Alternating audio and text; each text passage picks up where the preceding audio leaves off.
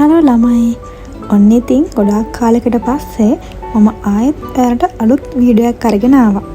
ඉතින් මම හිතන්නේ මේ vlog එක අරගෙන එන්නේ අවුරුදු 2කට විතර පස්සේ. ඉතින් මේ වෙනකම් මාත් එක්ක රැඳිලා ඉඳපු ඔයාලා හැමෝටම ගොඩාක් ආදරේ. ඉතින් දැන් ගෙවෙන්නේ මගේ යුනිවර්සිටි ලයිෆ් එකේ 3 වෙනි අවුරුද්ද. පළවෙනි අවුරුද්ද එක්කම ගොඩක් බිසි වුණ නිසා මට ඔයාලට වීඩියෝස් ගන්න බැරි වුණා. ඉතින් මං හිතනවා ඉස්සරහට මට ඔයාලට අලුත් වීඩියෝස් අරගෙන එන්න පුළුවන් වෙයි කියලා. යුනිවර්සිටි එකේ වැඩ, part time වැඩ එක ටිකක් බිසි වෙලා හිටියේ. ඒත් අද ආයෙත් ඔයාලත් එක්ක ලස්සන ගමනක් ෂෙයා කරගන්න ඕනි කියලා හිතුවා. ඉතින් මං අද ඔයාලා එක්ක යන්නේ ටෝකියෝ ඉඳලා ටිකක් දුරකින් තියෙන හකොනි කියන ලස්සන පැත්තකට. ඉතින් අපි vlog එකට ගිහින් බලමු.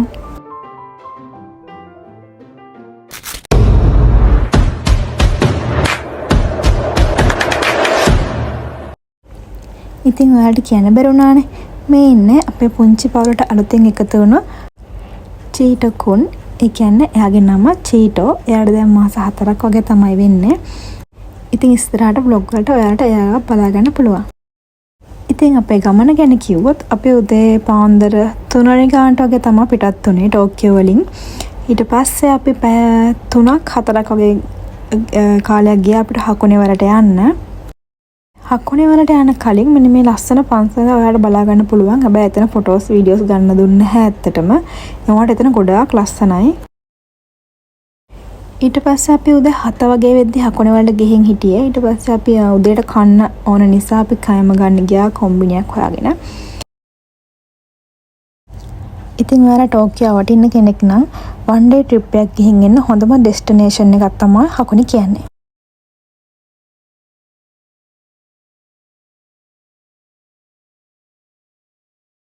ඇත්තටම හරිම ලස්සනයි. මොකද ටෝකියෝ වගේ ඒකාකාරී පරිසරයක ඉඳලා මේකේ කොළපාට පිරුණු පරිසරයකට යද්දී ඒ දැනෙන හැඟීම ඇත්තටම කියා ගන්න බෑ. මොකද අපිත් මං හිතන්නේ ලොකු කාලයකට පස්සේ තමයි මේ වගේ ඩේ ට්‍රිප් එකක් ගියේ. අපි ඉස්සෙල්ලම ගියේ හකොනේ ෂයින් එකට. ඉතින් මේ හකොනේ ෂයින් එකේ තියෙන ප්‍රධානම විශේෂ දේ තමයි මේ රතු පාට තොරේ ගේට් එක. ඉතින් මේක ගොඩක් ප්‍රසිද්ධ සංකේතයක් නිසා හඳුන්වනවා. ෂයින් එකේ ඉඳලා ටිකක් උඩට වෙන්න තමයි පන්සල පිහිටලා තියෙන්නේ. ඉතින් එතන ගොඩාක් ලස්සනයි. අපි ගියේ සාමාන්‍යයෙන් නිමාඩු දවසක් නොවුන නිසා එච්චර සෙනගක් හිටියේ නැහැ.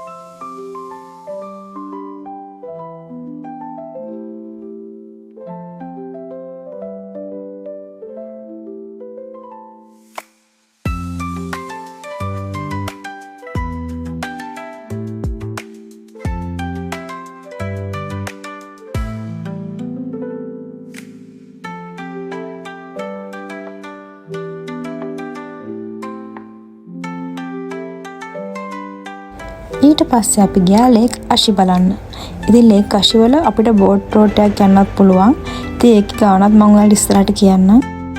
ලේක් අෂි කියලා කියන්නේ විශාල වැවක්. ඉතින් මේක නිර්මාණය වෙලා තියෙන්නේ මීට වසර ගණනාවකට පෙර ගෙනිකඳු ක්‍රියාකාරකම් නිසා. ඉතින් මේ වටපිටාව ගොඩාක් ලස්සනයි. ඇත්තටම හිතා ගන්න බෑ. මොකද අපි ගියපු දවසේ ඇත්තටම හොඳටම ඉර පායලා තිබුණ නිසා අපිට හොඳට වටපිටාව පෙනුණා. ඊට පස්සේ අපි ස්වාන් බෝට් ට්‍රිප් එක ගියා. ඉතින් මේකේ ගාන කිව්වොත් අපිට එක බෝට් එකකට 3 දෙනෙක් නගින්න පුළුවන්. ඒතර බෝට් එකටම වෙන්නේ යන්නේ 1500ක්. ඒ කියන්නේ 3 දෙනෙක් යන නිසා එක්කෙනෙකුට යම් 500ක් වගේ තමයි ගියේ. විනාඩි 30ක් අපිට මේකේ ට්‍රිප් එක ගිහිල්ලා එන්න පුළුවන්. යාලා කියලා තියෙනවා මේ වගේ ඒරියා එකක්. ඒ ඒරියා එක තමයි අපි මේක පදින්න ඕන.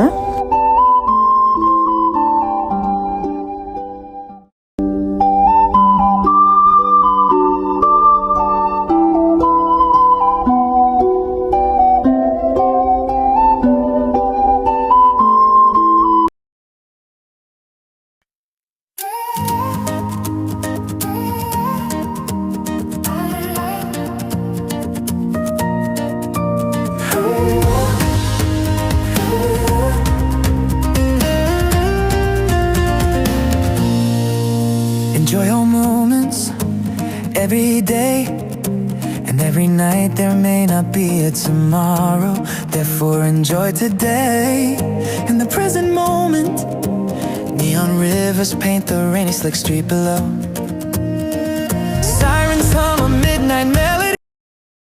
කොහොම හරි බෝට් එක පැදගෙන ලේක් ෂයින් එක ගාටම ගියා. ඇත්තට මෙතනට ගියාම නම් මාරම ලස්සනයි. ඒක කියන්න තේරෙන්නේ නැහැ. මාරම ලස්සනයි ඒ view එක.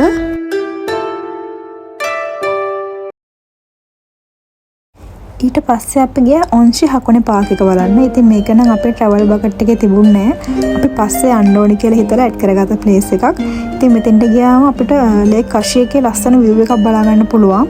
කාලගුණය හොඳ දවසක වගේ නම් මවුන්ට් ෆූජි එහෙමත් පේනවා.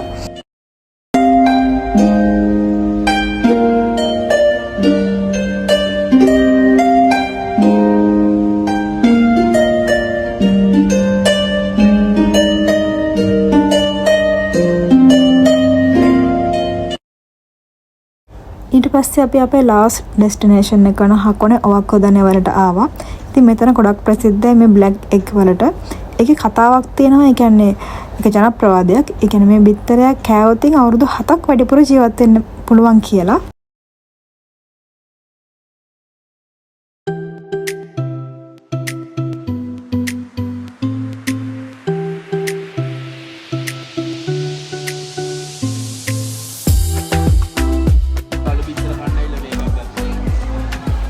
ඉතින් ඔයාලට මෙතන ඔමියාගේ එතකොට ඔයාලට කාටවත් gift එකක් දෙන්න ඕන නම් ඒ වගේ දේවල් ගන්න පුළුවන්. ඒත් ලොකු ගාණක් වෙන්නේ ඇත්තටම වෙන තැන් වලට සාපේක්ෂව ගොඩක් අඩුයි.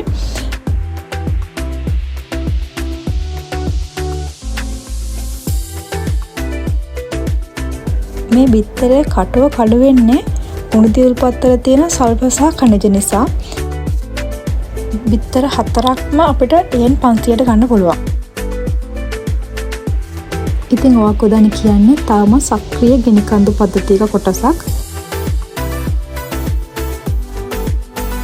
මේ බිත්තර තම්බන්නේ මේ උණුදිය උල්පත්තර නිසා තමයි මේ ජනප්‍රවාදී කියන්නේ අවුරුදු 7ක් ජීවත් වෙන්න පුළුවන් කියලා තා වැඩිපුර.